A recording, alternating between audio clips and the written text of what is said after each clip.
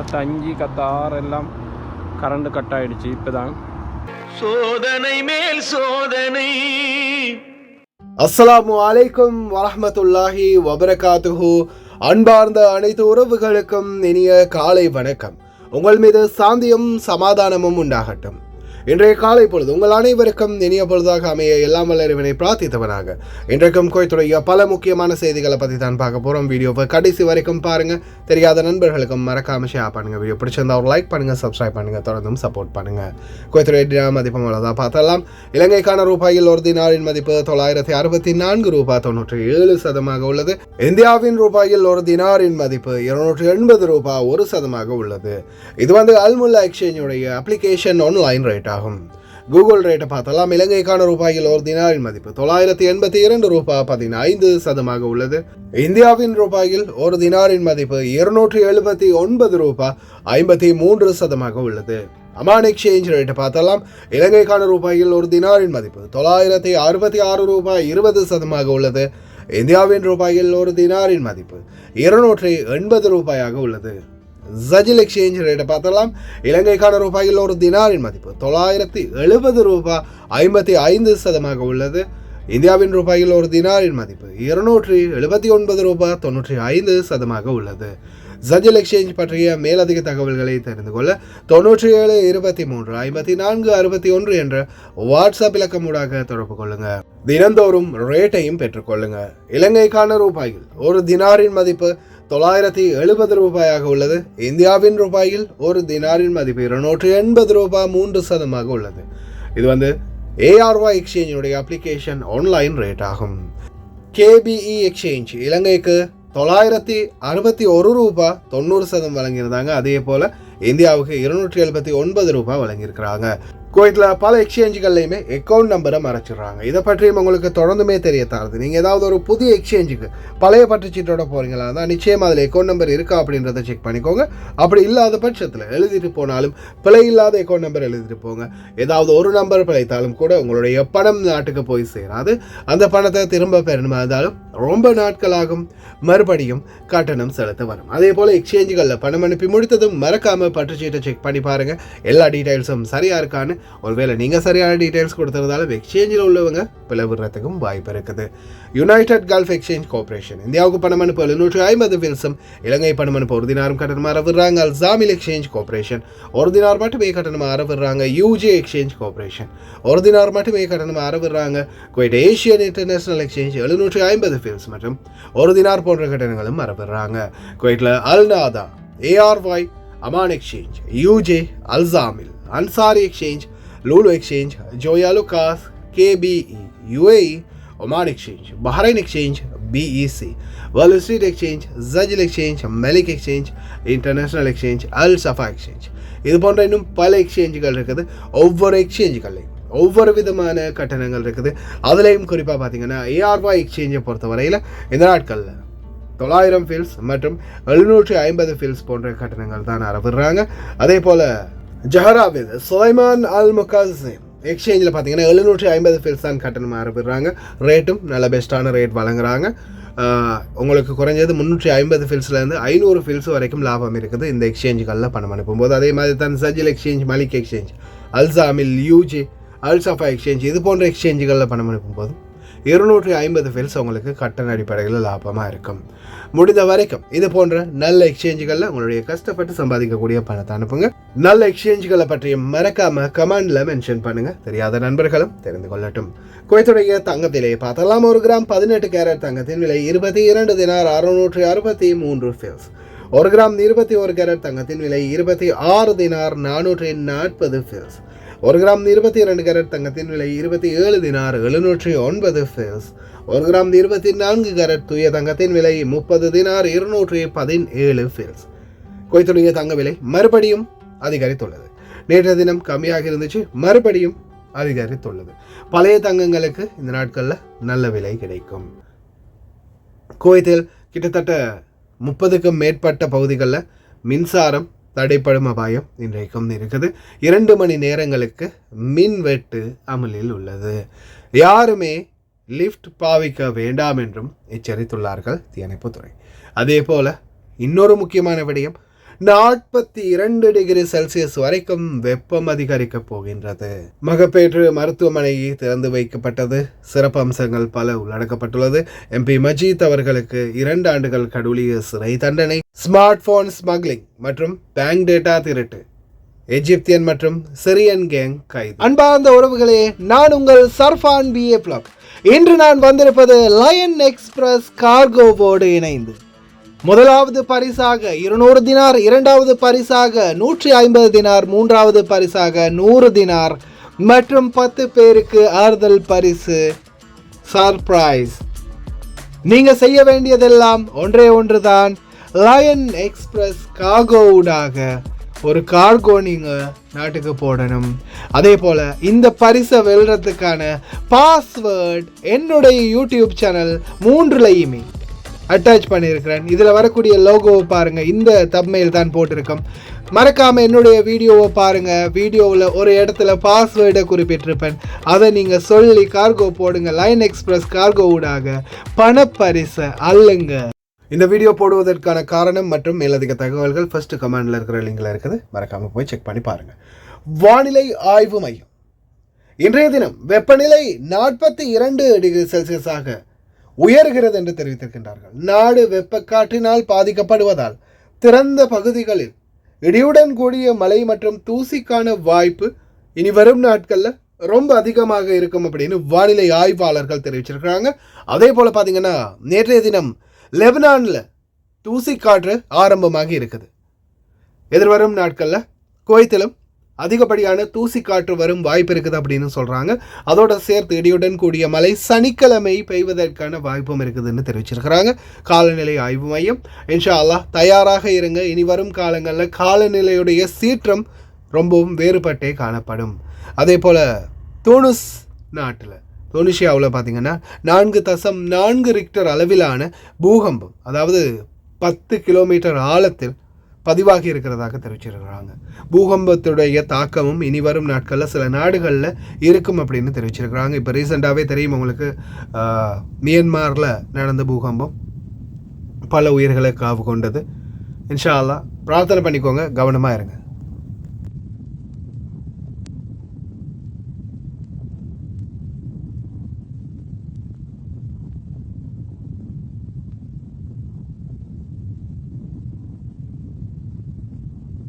தேர்தலில் மோசடி மற்றும் வாக்குகளை விலை கொடுத்து வாங்கிய குற்றத்துக்காக முன்னாள் அமைச்சர் மஜீத் முசாத் அல் முத்தைரிக்கு 2 ஆண்டுகள் கடூழிய சிறை தண்டனை விதித்து குற்றவியல் நீதிமன்றம் தீர்ப்பளித்துள்ளது.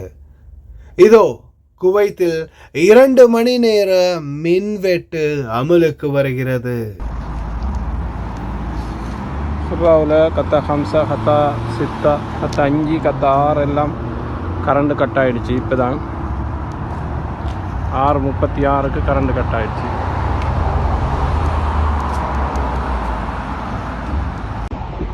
அஸ்ஸலாமு அலைக்கும் சர்ஃபான் ப்ரோ. ஒன்று செய்தி சுப்ராவில் கத்தா 5, கத்தா 6 இப்போ தான் கரண்ட் கட் ஆகிடுச்சு. பவர் கட் ஆகிட்டு இன்னும் வரல. 6:36க்கு போயிடுச்சு. இது வரைக்கும் இன்னும் வரல.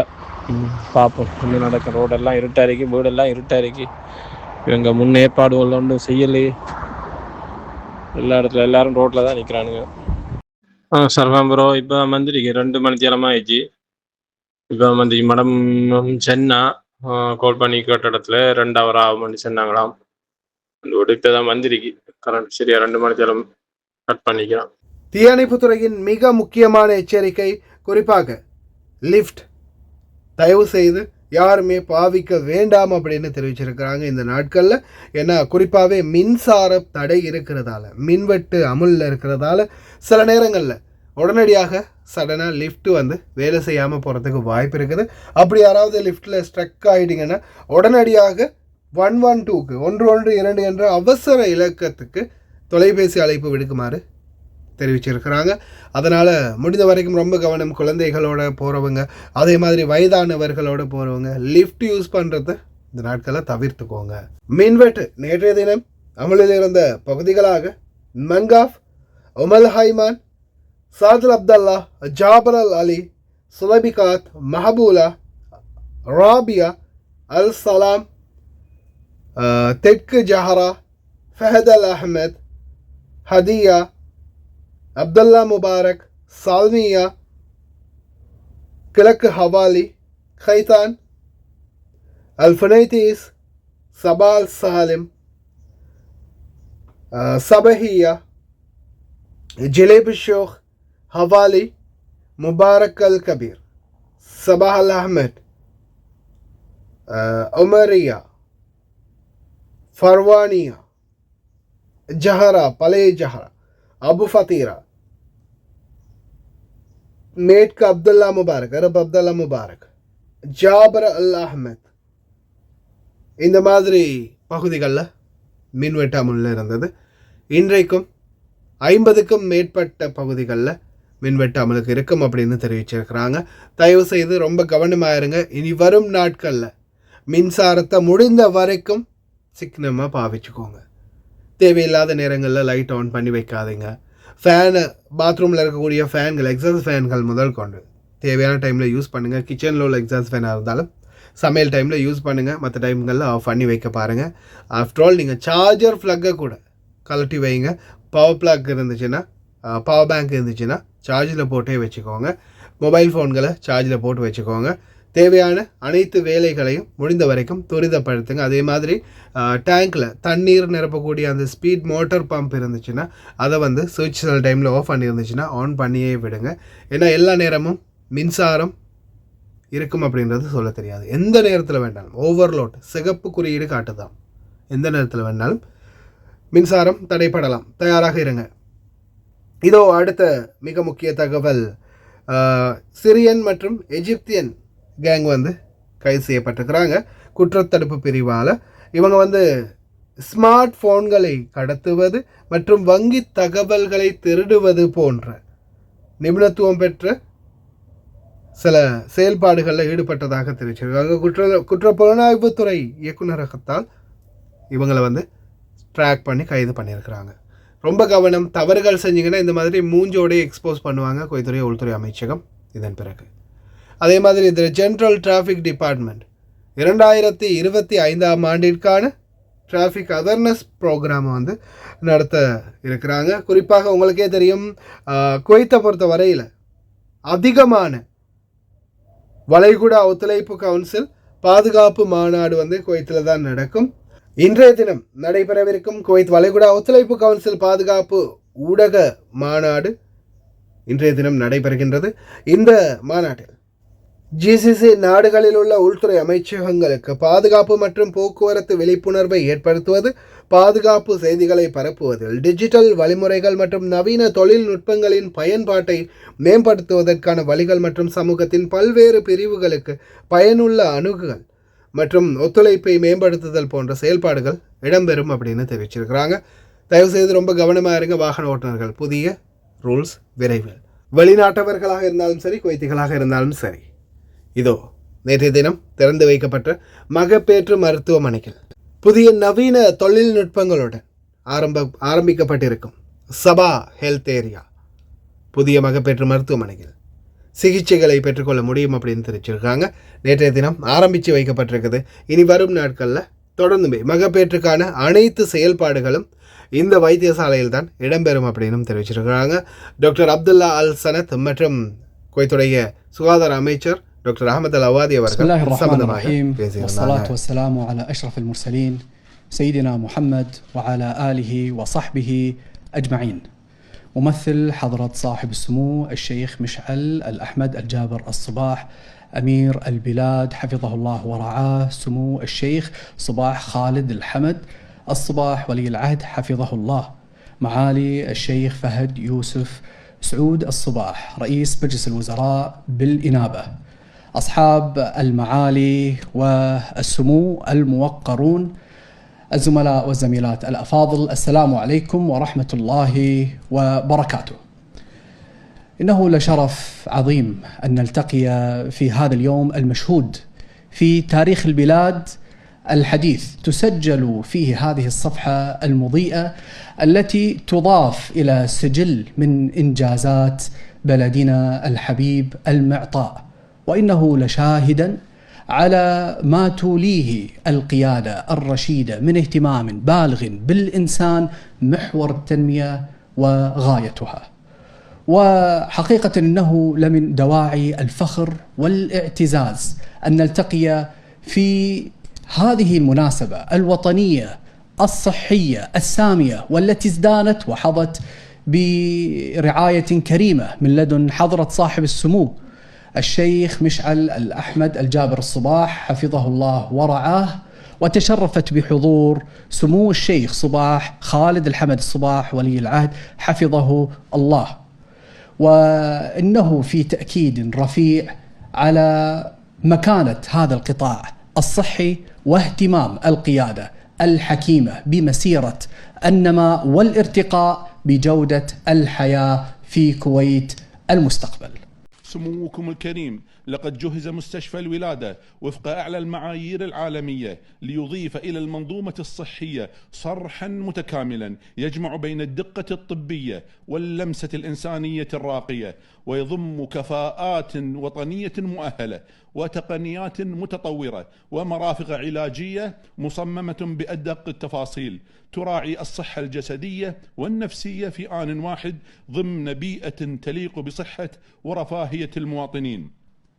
وما هذا الإنجاز إلا لبنة من لبنات الاستراتيجية الصحية الوطنية التي تتكامل مع رؤية الكويت 2035 وتجسد أحد مرتكزات خطة التنمية السبعة، وهي رعاية صحية عالية الجودة، بالإضافة إلى برنامج تحقيق صحة ورفاه الجميع، أحد البرامج المحورية في خطة الدولة التنموية.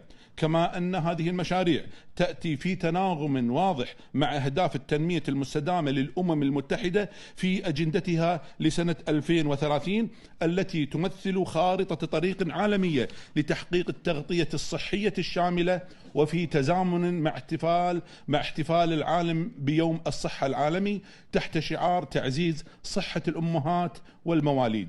يأتي هذا المشروع ضمن عجلة من المشاريع التنموية والتطويرية الإنشائية التي انطلقت ولا تزال متواصلة تشهدها البلاد عبر سلسلة من الافتتاحات والمبادرات الصحية القادمة إن شاء الله، والتي تهدف إلى تعزيز البنية التحتية الصحية وتوسيع نطاق الخدمات التخصصية، وذلك من خلال افتتاح وتشغيل منشآت طبية حديثة مجهزة بأحدث ما توصلت إليه التكنولوجيا الطبية، ومزودة بكوادر وطنية مؤهلة تشكل الركيزة الأساسية للاستثمار في رأس المال البشري باعتباره الثروة الحقيقية للوطن وركيزة استدامته وتقدمه. سموكم الكريم، إن هذا المستشفى ما هو إلا بداية فصل جديد من فصول العناية الطبية التخصصية التي تقدمها الدولة لمواطنيها. نعاهدكم فيه على أن نظل أوفياء لرسالة الصحة، أمناء على القيم الإنسانية النبيلة، قيم الرحمة والتعاطف والقيم المهنية الراسخة، قيم الأمانة والانضباط والكفاءة والابتكار، ساعين بكل جهد واجتهاد لتوفير بيئة صحية آمنة ذات جودة عالية تحتضن كل من يعيش على أرض الكويت الطيبة.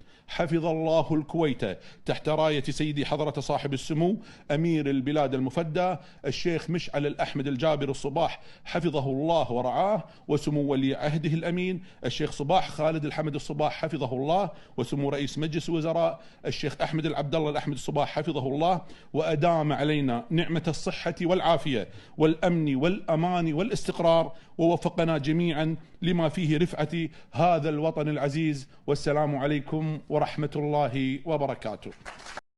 மருத்துவ விடயத்தில் குவைத் எப்போவுமே முன்னிலை வகிக்கிறது குறிப்பிடத்தக்கது. அதே போல் மகப்பேற்றுக்கான இனிமேல் அனைத்து செயல்பாடுகளும் ஷூனில் இருக்கிறவங்க, குறிப்பாக வெளியில் வேலை செய்கிறவங்க, ஷூனில் இருக்கக்கூடியவங்களுக்கு நிறைய பேருக்கு இந்த தகவல் நல்ல ஒரு பயனுள்ள தகவலாக இருக்கும். அதே போல் மகப்பேற்று மருத்துவமனை தனியாக இதுக்குன்னு நிறுவப்பட்டிருக்கிறது உண்மையிலேயே நல்ல விடயம். ஏன்னா நிறைய ஹாஸ்பிட்டல், இப்போ அதான் ஹாஸ்பிட்டலாக இருக்கட்டும் அல்லது சபா ஹாஸ்பிட்டலாக இருக்கட்டும், ஜாபர் ஹாஸ்பிட்டலாக இருக்கட்டும், அந்த வெளிநாட்டவர்களாக இருந்தால் கொஞ்சம் அவங்களுடைய அந்த அணுகுமுறைகள் குறைவு அப்படின்னு நிறைய பேர் சொல்லியிருக்கிறாங்க. ஆனால் இப்போ இது தனிப்பட்ட ரீதியான மகப்பேற்று மருத்துவமனை அப்படின்றதால அதற்குரிய ஸ்பெஷலிஸ்ட் அதற்குரிய ஆட்கள் மட்டுமே இருக்கிறதால வேலைகளும் சிறப்பாக நடக்கக்கூடிய வாய்ப்பு இருக்குது. அதே போல் தயவு செய்து ரொம்ப கவனமாக இருங்க. இனி வரும் நாட்களில் வெப்ப சூழல் ரொம்ப அதிகரிக்கும். வெயிலில் நடமாறத்தை முடிந்த வரைக்கும் குறைச்சிக்கோங்க. அதே போல் வேலை தலங்களில் இனி வரும் நாட்களில் வேலைக்கான நேர மாற்றங்கள், மதிய நேரத்தில் வேலை செய்யக்கூடிய வேலை நேர மாற்றங்கள் வரும். அதே போல் முக்கியமான விடயம் மின்சார தடை. எந்த நேரத்தில் வேணாலும் போகலாம், எந்த ஏரியாவில். ஏன்னா ரெட் மார்க்கில் இருக்குது, சிகப்பு குறியீட்டில் இருக்குது அப்படின்னு சொல்லியிருக்கிறாங்க. ஓவர்லோட். தயாராக இருங்க.